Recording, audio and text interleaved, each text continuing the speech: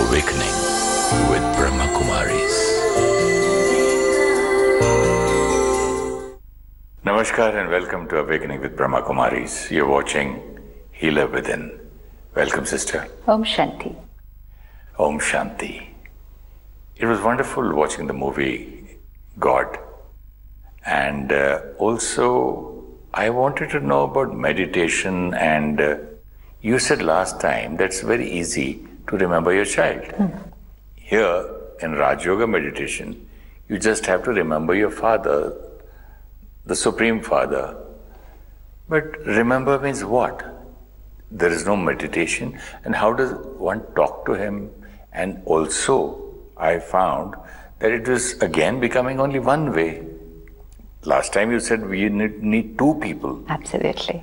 Yes. For a relationship. Right. But with me, it's only one way. I'm telling him something. Right. That is what also we have been doing since so many years. Since Copper Age, we have had a one-way relationship where we used to worship, we used to pray, we used to say the most beautiful things. See, all the prayers that we have, all the hymns that we have, all the bhajans, the kirtans, the songs, the devotional songs that we have, they have such beautiful words that just listening to those words can bring tears to their eyes, because the ones who wrote those words have written them with tremendous amount of love for God. Now, what we were doing every day was, whatever hymn or prayer was given to us, we were reciting it every day. Now, two things were happening. One, we were reciting the same thing every day. We have one hymn or some page that we have to read every day. So we were reciting the same thing every day. Now, automatically what will happen if you read out or sing or recite the same thing every day? For a few days, your mind will be there on it. But after a few days, the words will be there, the recitation will be there, the repetition will be there, but the mind will be somewhere else. Yes. Because again, it's like we were driving on the same road every day. So once we keep driving on the same road every day, after some days, you don't need your mind to drive on that road. Your mind could be thinking something else, and you're going to reach home. So when we were reciting the same thing every day, the mind used to think about problems, work, tasks to be done on that day, and we completed our recitation, we completed our hymn. I remember in school, the morning prayer used to have a hymn, and every day same hymn from 1st standard to 10th standard. Now every day same hymn from one class to the last class in school. Why will I require the mind to recite that hymn? Even if somebody wakes me up in the middle of the night, even today, I can say it out. It's conditioned so much inside.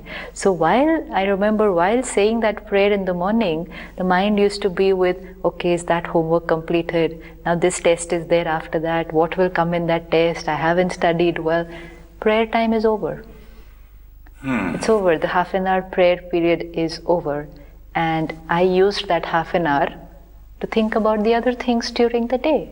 So when I'm supposed to be there, but I'm not there, physically there, but mentally, spiritually not there, body there, the mind, soul somewhere else, the connection not happening. And it was not happening because we were not saying what we were feeling. These were, first of all, not our words. They are not my words. They are not my feelings. They are not what I wanted to speak to God. They are what somebody else wanted to speak to. Oh, it's just like me speaking to my son, somebody else's dialogues. Absolutely. Some father speaks the way to his son, and that language and those sentences, right. It's not from my heart. Absolutely. Now that father speaking to that son has written the most profound words, best of words, and that father and son, very nice relationship. So we think these words are so beautiful, these have established such a nice relationship, let me also use the same words. So we take the words which that father and child spoke to each other, we take those words, sometimes we don't even understand those words. But No, they're The not. foundation is love. They are not That our is gone. words. But the foundation is love and truth, Yes. which is not there. There's the words. No, see, it's like I and you are having a conversation. Let's say, forget anything else. There is this program is going on, okay? Now, somebody else watches this episode or any episode of the program and says, nice content. People have learned from it, appreciated it. I'll take this complete content and prepare another program. So somebody else copies the entire content of what we speak now and sits there and tries to create the same episode, the same content. Will it work? No. Why will it not work? This is working, so why will that not work when somebody copies it and takes it up? Because this has the past experiences and the personal touch and the personal feeling and the truth. That's all. And my own experience. That's all. So now, even if it is the best thing in the world, the best words in the world, words of somebody who had the best relationship with God, it was somebody else's. So if I take it thinking that it worked for that person, so it should work for me also. So I take it and I start speaking the same words to God. But it will not have, like you said, my feelings, my experience, and my conviction and my personal touch. So then I'm just speaking. And because it doesn't have my feelings, which means it doesn't require my mind, because my feelings are not there. It doesn't require my personal experience. It doesn't require my conviction, which means it doesn't require me. It doesn't require me. It just requires my mouth to speak it out. But because they're very beautiful words, I can feel nice while I'm singing them or reciting them.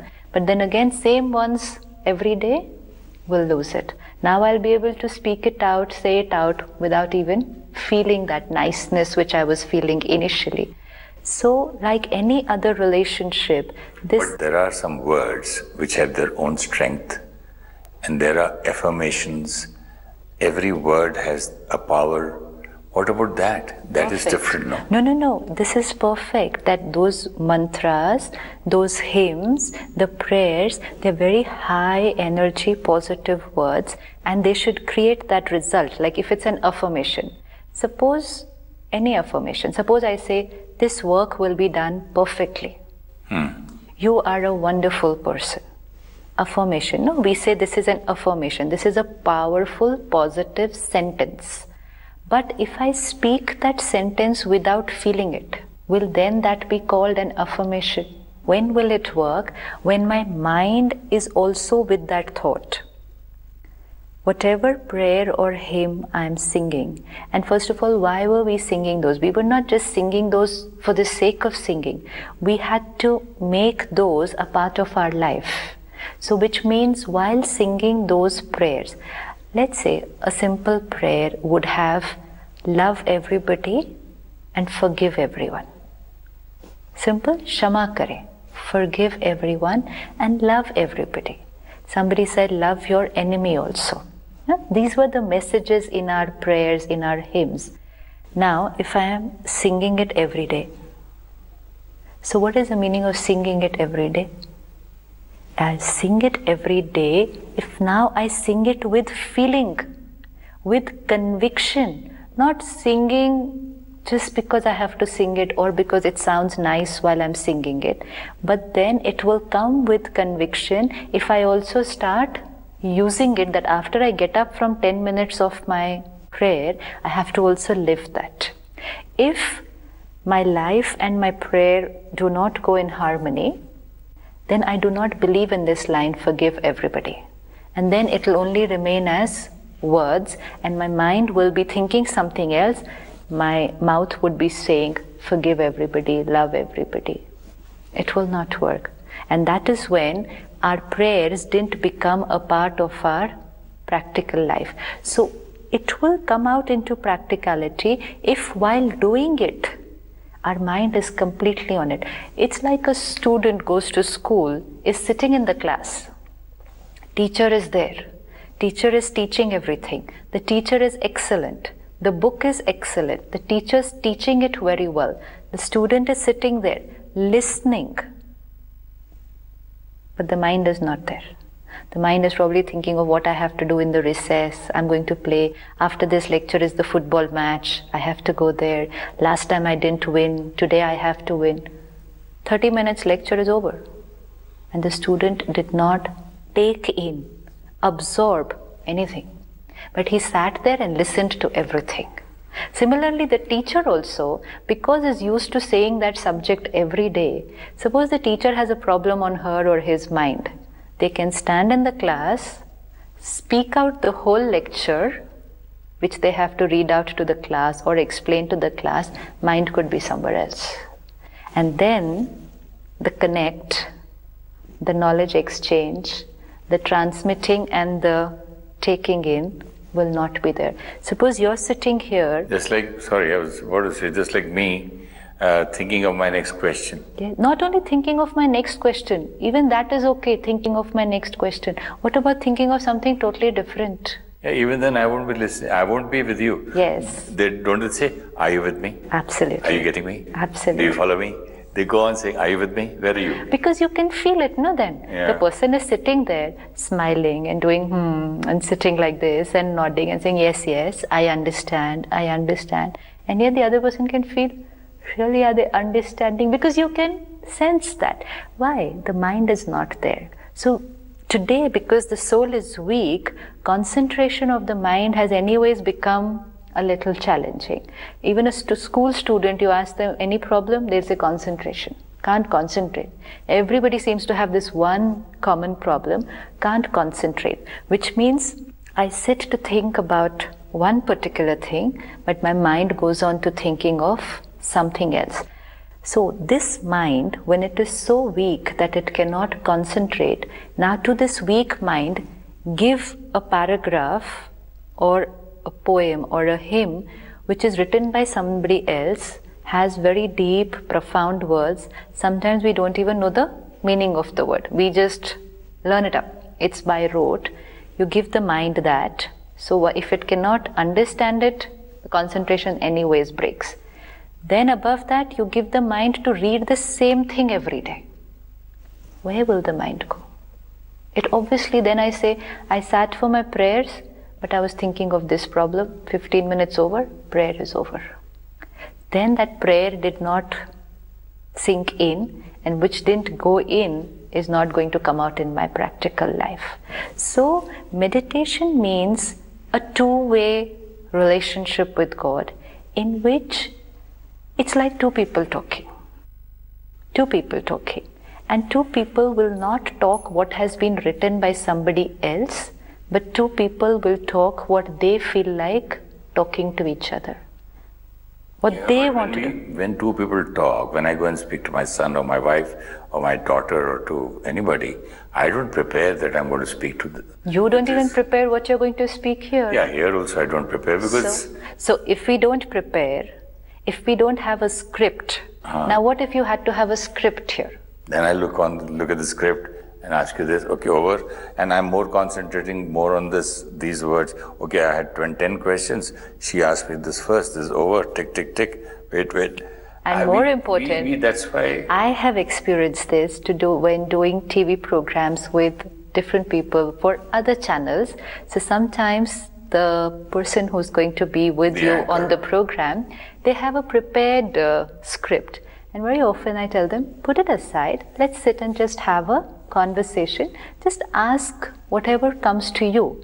And they say, no, the producer of the program, the channel protocol, whatever, has a script. Okay, now they will sit with the script is here, one question after the other, and you can literally feel it there. I mean, you can make out there that whatever I'm sharing, they're not even taking it in because they don't need it. Their role is only to wait for me to finish speaking so that they can read out the next question. His job is only to read questions, that's it. So, and your job is to answer. That's so all. I just read the question and I wander around, I just go for a stroll, come back when you finish. That's it. Now this is making it very clear, which means if my role, if my intention of being on that chair is only to read out those questions, then I don't need to have my mind in the other content which is taking part on that program. Exactly. This used to be a problem with some actors who used to be very, very busy, and they would come only for a little time and they say, I'm busy, I'm going, I've got that appointment, this appointment. One day I remember a very, very junior director of the film who brought a few lines, the scene for the actor to prepare. So this actor, I was just looking at him, I was wondering, and I was very sincere and very honest with my work. And this actor is just wearing his clothes, changing his costume for the scene, and he has to go somewhere else within 1 hour. And he says, come on, you keep reading my lines while I change, while I do my makeup. And he started narrating the scene. He comes in and this happens and detail. He said, will you please only read my lines? Okay, I'm in a hurry. Imagine, he doesn't know the content of the scene. Same thing we start doing probably in meditation. Absolutely. I'm just reading my lines and don't even know who's on the other side. Not only that, I'm reading my lines because I'm supposed to read them. My parents taught me that I have to get up in the morning every day and I have to say this prayer. My school principal told me every morning I have to say this prayer. So I have to say this prayer. Why should I say this prayer? Because this prayer is a way of remembering God. It's like that anchor on the program which says, I have to read out these questions. Doesn't matter what the other person answers, because I anyways have to read out the next question. See, here what do? There's no script. So even if you want your mind to go somewhere else, you cannot let it go. You just, now this is full concentration, because even for 10 seconds, if your mind deviates to something else, the conversation will break. And if the conversation breaks, everything will come to a standstill. When you know that as your responsibility, and you have interest in the content because you are taking it and learning, working with it, and already working with it inside, and then you know, no, this doesn't work. Okay, how does it work? Like this? No, I don't think it works like this. This is the mind and the intellect completely concentrated. Where's the margin for the mind to even go for 10 seconds somewhere else? If it goes somewhere else, your link will break here. This is 100% meditation that is going on here. Full concentration, no? Full concentration, mind and intellect completely on this conversation. And a discussion, give and take. Now, why? So this can happen with God? No. This is what it is. Where is the voice? Where is he? I don't even know him. Voice is not there. Voice is not there. Okay, we'll see how to substitute for the voice. But important is the difference between this conversation and a scripted conversation. I also have one more question when you finish this, because then I'll be remembering this question instead. I want to know the difference between prayer and meditation This is meditation. And if here we were sitting and doing a scripted program, that was prayer. This is it. It's just come out so beautifully. My answer. If you had your scripted questions written by a scriptwriter, profound, difficult questions. And he would be standing here and say, excuse me, you said this wrong. I meant this, please cut. Absolutely. My lines, my question is this. This is it. And this word is to be pronounced this way and that way. And I'll be only concentrating on those words. You will only be concentrating. And the pronunciation, my You God. will be concentrating only on speaking out the words properly and accurately. This is what probably means that love has no language, huh? Yes. This is prayer. Scripted, written by somebody else. Excellent words, but no doubt about that. Like you said, very powerful, high energy words. See, when we speak, we're not using excellent words. We fumble, we make mistakes, we can use very ordinary language, we sometimes might use the wrong words. We're just talking. We're just talking what we are feeling. But if somebody else had to write the script and give it to us, it would have been an excellent script. They would have taken time to write the script, probably a day to write out one episode, check the word, change, no, this word is not right, replace it by this word. And when we come in the morning for the shoot, we would get these 5 pages of excellent, perfectly written words. the best of English or the best of Hindi right there, and our role would have been only to read it out. It would have been very easy. One, we would have been able to read it out without thinking about it, and we would have the perfect words. That is prayer. This reminds me of somebody who was just interviewing, I don't know who it was, I remember on the TV. He was just asking a very senior most person, tell me, do you remember your national anthem? Do you know the meaning of it? And he didn't have an answer, and I saw him pale, quiet. And he said, excuse me, cut, and he ran away. Nobody knows the meaning, you're so right. Absolutely. From this is my country, my national anthem, my own prayer. And how many times we must have recited it? And my own mantras. No, if I don't know the meaning of my national anthem, how many times I must have recited it? Even in the middle of the night, wake up and say it, and we can say it. From childhood, I've been reciting. Same goes with most of our prayers. There are very, very few people who go into understanding the meaning of the prayer. Most of us are only reading it out. First is understanding the meaning, then understanding how to apply it. Like when we are talking, you're not understanding what I'm speaking to understand in what we are speaking. It's simple language, but you're understanding how to apply this in life. That's why that inner work is constantly going on, and you're always ready with what you want to say next.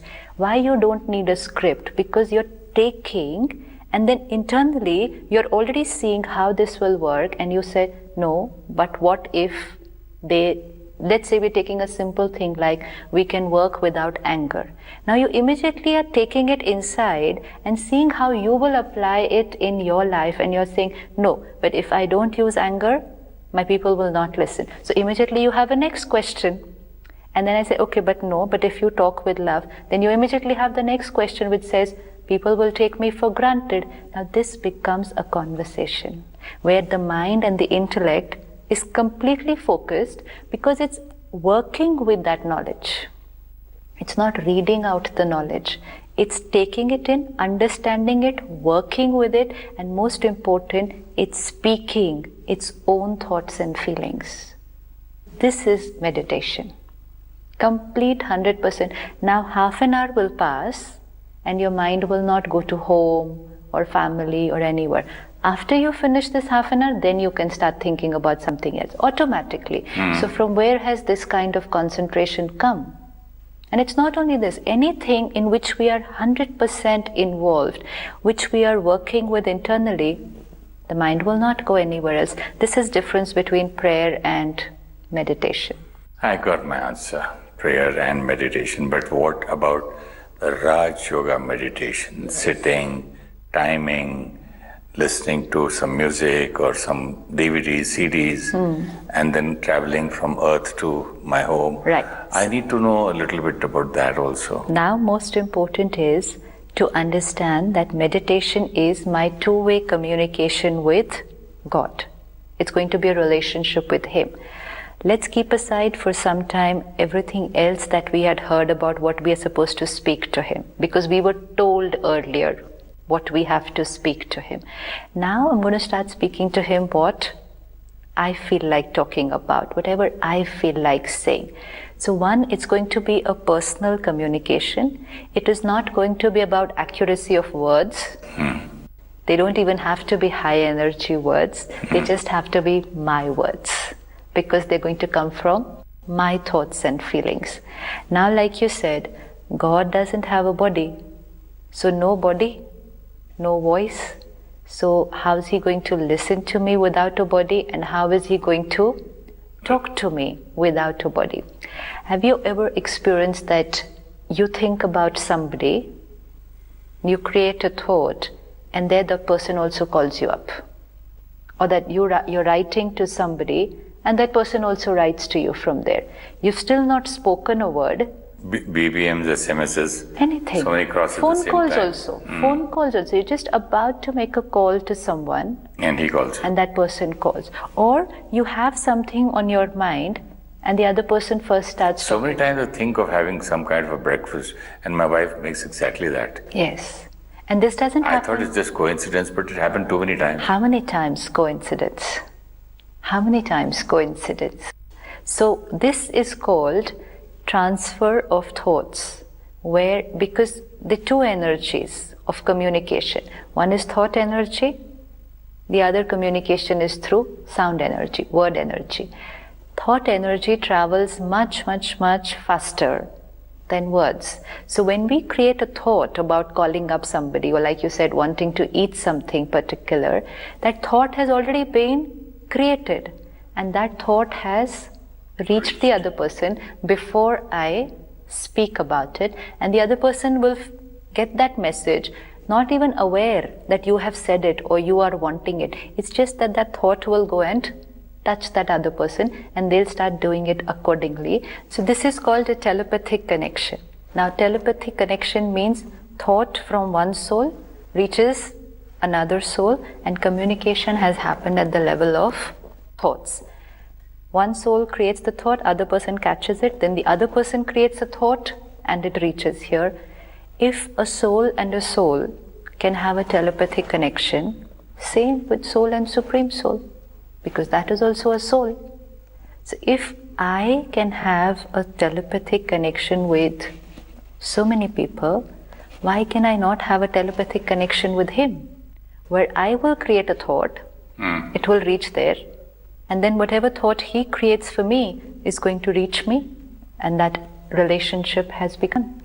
A communication, a conversation, not of sound energy, but of a higher energy, thoughts and thoughts transfer. This is telepathic connection, and the telepathic connection between soul and supreme soul is Raj Yoga meditation. Telepathy connection between soul and God is Raj Yoga meditation. Wonderful. Thank you so much. Om Shanti.